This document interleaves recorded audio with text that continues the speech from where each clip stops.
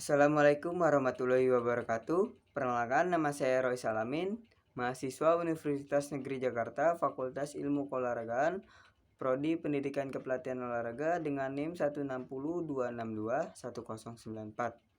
Berikut saya akan membuat video ini untuk menyelesaikan tugas UAS wawasan pendidikan dengan dosen pembimbing Ibu Dr. Eka Fitri Novitasari, SPD MPD.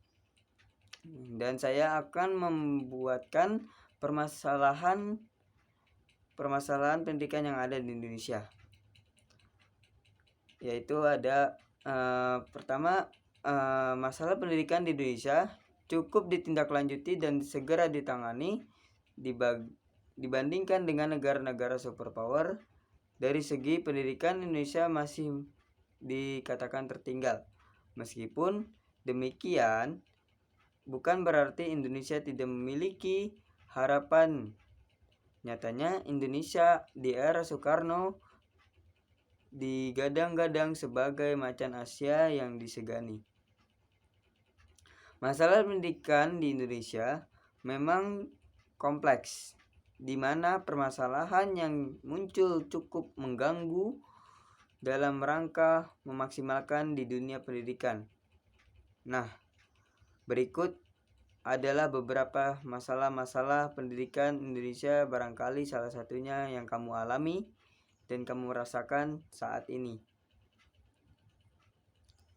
Yang pertama, keterbatasan jumlah guru yang terampil, entah dari mana atau yang tidak. Masalah pendidikan di Indonesia adanya keterbatasan jumlah guru yang terampil.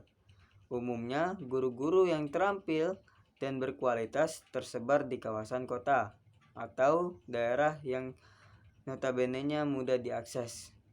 Sedangkan di daerah-daerah pinggiran dan terpencil sulit sekali mendapatkan guru. Memang banyak faktor yang menjadi dari banyaknya alasan. Salah satunya masalah minat dari guru itu sendiri. Lebih banyak guru yang memilih lokasinya yang mudah diakses dari segi transportasi, informasi, dan akses untuk mendapatkan kebutuhan pokok yang mudah didapatkan. Sedangkan di daerah terpencil lagi-lagi tidak dilirik sama sekali. Mungkin saja guru yang dipanggil hatinya untuk bertugas di daerah pelosok yang minim akses. Sayangnya hanya 1:10 saja. Jumlahnya pun sangat kecil sekali, sehingga wajar saja jika terjadi kesenjangan tenaga kerja, tenaga guru yang terampil dan di pelosok dan kota. Yang kedua, ada sarana dan prasarana yang tidak memadai. Masalah pendidikan di Indonesia, saya yakin sering sekali dikeluhkan oleh wali kelas, wali murid, guru, dan murid itu sendiri. Tidak dapat dipungkiri lagi, dari segi sarana dan prasarana memang kurang memadai, terutama sekolah yang ada di pedesaan, pinggiran, dan sekolah yang ada di pedesaan pelosok. Ini masalah yang klasik, sudah tidak asing lagi memang. Namun, seburuk-buruknya sarana dan prasarana yang ada di pinggiran kota dan di desa, masih ada masalah pendidikan di Indonesia yang lebih parah. Kita tahu bahwa Indonesia negara kepulauan yang memiliki banyak sekali pulau, banyak daerah bagian yang tidak terakses daerahnya, hanya di tempat-tempat tinggal kita juga. Dan yang ketiga, ada yang namanya minim bahan pembelajaran. Tidak dapat dipungkiri lagi masalah pendidikan di Indonesia yang terbentur pada keterbatasan bahan ajar kurangnya keterbatasan bahan ajar. Menurut saya hal ini wajar karena memang dari kesadaran akan literasi di Indonesia termasuk di urutan terakhir. Dari sudut perspektif lain, menurut saya bisa jadi bukan karena masalah minimnya bahan ajar atau bahan pembelajaran, tetapi masalah kurangnya kesadaran untuk membuat inisiatif mencari modul pembelajaran. Dan berikut saya akan memberikan saran dari ketiga permasalahan. Dari permasalahan yang pertama, saran yang keterbatasan jumlah guru yang terampil. Yang pertama,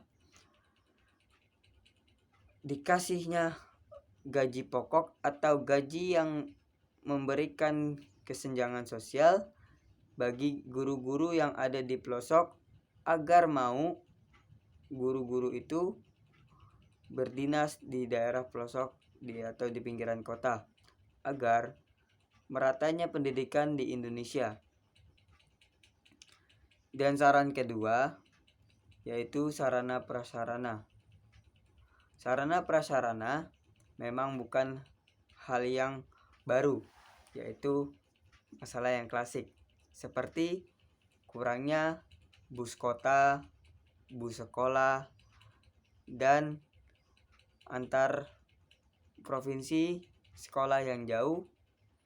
Dan mungkin bagi orang yang di daerah pelosok, pedesaan dan pinggir kota harus menempuh jarak yang sangat jauh untuk menempuh sampai sekolah.